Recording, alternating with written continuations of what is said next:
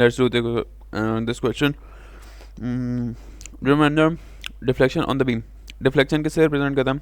Delta से. तो कैसलियानो theorem use करते हैं जिसके लिए हम ये वाली सही है. स्टैटिकली यार ये तो स्टैटिकली डिटर्मिनेंट बीम है. क्या हो गया? लेट्स सी क्या होता है. ई की वैल्यू गिवन है, इनर्शिया की वैल्यू गिवन है, मतलब 1/2 EI की वैल्यू पूरी गिवन है आपको. इजी क्वेश्चन है. समीशन FY लगाया तो RA plus RC, this is RC bro. Why do you take RB? That is 20. ये क्या है? RA plus RC minus 20 is equal to 0 और RA plus RC is equal to 20. RA plus RC is equal to 20. Summation moment लगा लिया. Moment at point C ले लिया यहाँ पर, तो C मोमेंट नहीं बनाएगा. क्या क्या मोमेंट बनाएगा? एक RA मोमेंट बनाएगा clockwise, that will be negative. RA multiply by total distance is 8.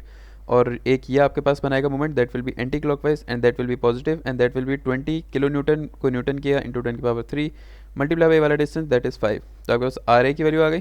ठीक है, RA की एक वैल्यू आ गई. RA की वैल्यू यहाँ डालोगे, RC की वैल्यू भी आ जाएगी आपके पास. RC की वैल्यू भी आ जाएगी आपके पास. यार यहाँ पे क्या एक एक्स्ट्रा लोड आपने कंसिडर किया है, unknown load. Why would you take this? Let's assume. मैंने आगे देखा नहीं है, सवाल आगे पहले करते हैं फिर एंड में देखते हैं क्या सीन है. अभी तक तो आपको समझ आ रहा है ना. सेक्शन AB काटा भाई, सेक्शन काट दो यहाँ से. ये वाला सेक्शन काट दो आप. और सेक्शन काटने के बाद एक शेयर लगेगा, एक मोमेंट बनेगा. एक्स डिस्टेंस है, लिमिट क्या है 0 से X तक फिलहाल की लिमिट है. और टोटल डिस्टेंस A से B पॉइंट तक हमारा डिस्टेंस है 3.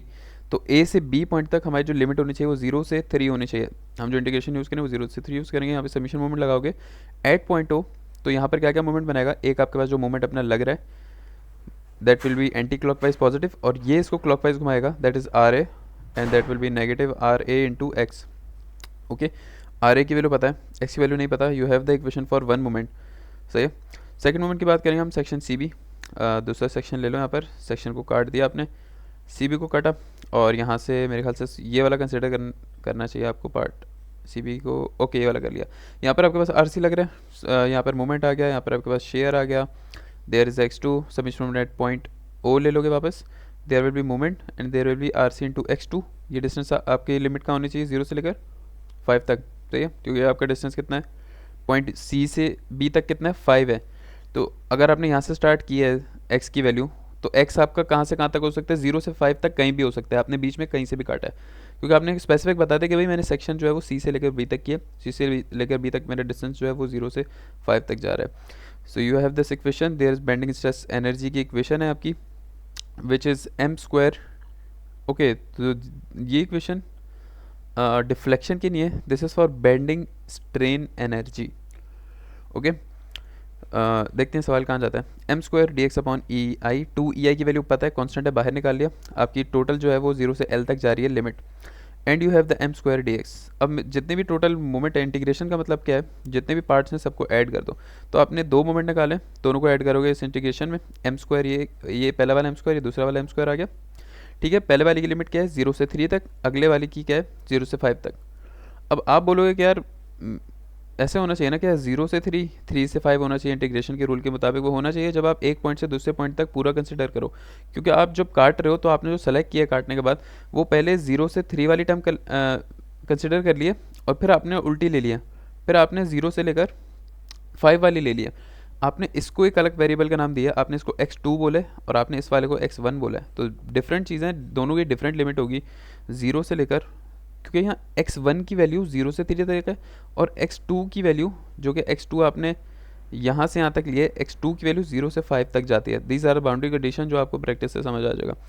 वैल्यू डाली, इजी इंटीग्रेट किया. x² की इंटीग्रेशन होगी x³ x² की इंटीग्रेशन होगी x³. यहाँ पे वैल्यूज डाली, इजीली आपने सवाल सॉल्व कर लिया. तो यहाँ पे आपके पास क्या आ गया? बेंडिंग स्ट्रेन एनर्जी आ गई.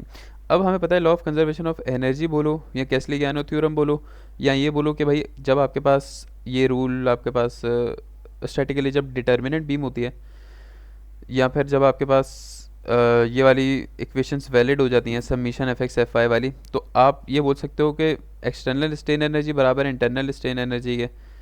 E और I का मेरे ख्याल से यही मतलब होता है जहाँ तक मुझे पता है. तो आपने बस ये कर देना, एक्सटर्नल स्ट्रेन एनर्जी बराबर इंटरनल स्ट्रेन एनर्जी के, इंटरनल आपने निकाल ली है, और एक्सटर्नल बराबर होती है 1/2